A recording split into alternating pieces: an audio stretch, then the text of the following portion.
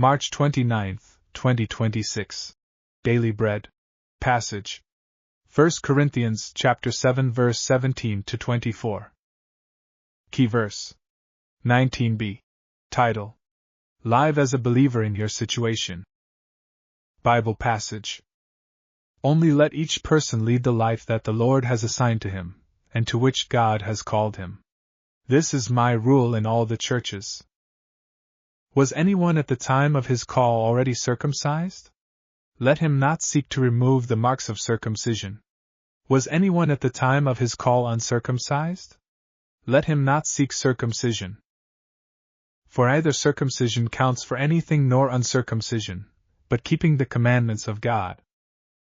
Each one should remain in the condition in which he was called. Were you a bondservant when called? Do not be concerned about it.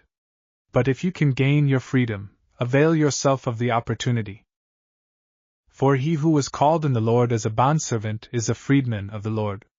Likewise he who was free when called is a bondservant of Christ. You were bought with a price. Do not become bondservants of men. So, brothers, in whatever condition each was called, there let him remain with God. Daily Bread Message. We naturally desire and even work hard toward changing our present life circumstances. Whether driving toward more education, a better job, more money, higher social standing, marriage, etc., people tend to focus only on upgrading their situation.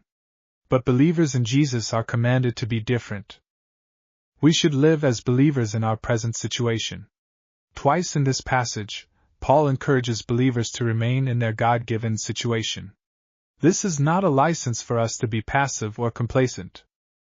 Rather, we must first recognize and accept that God has placed us where we are so that we can live as believers in Jesus Christ. Our situation is an opportunity for us to love God and to love our neighbor as ourselves. In short, keeping God's commands is what counts in our situation. Are you pleasing God in yours?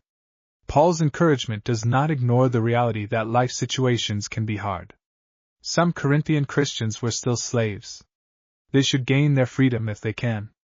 They should not become slaves to another, but only slaves to Jesus. Even if the person could not obtain freedom, that person is still responsible to God. Prioritize living as a believer in your situation rather than focusing only on changing your circumstances. That honors God. Prayer. Father, you have placed me here to obey you. Help me to glorify you in my life situation. One word. Honor God in your situation.